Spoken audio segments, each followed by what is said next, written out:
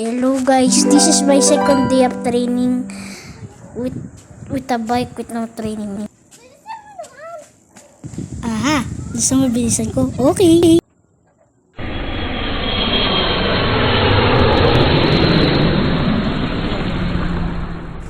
Ito yung batang makulit.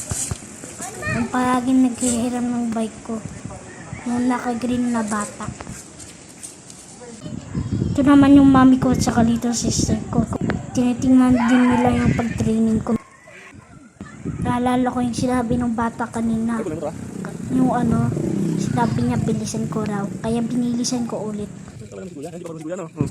Little sister ko nagpa-practice maglakad. Ito yung longest balance ko sa pag-ride ng bike. 7 seconds po ako nag-balance. Pagkatapos ka mag-bike, hindi naman ako napapagod. Pero na-enjoy naman. Nag-uunahan kami dito nung makulit na bata. Siya running, ako biking. Ayun lang guys for today's video. Wish you enjoyed. See you guys in my next training. Bye-bye!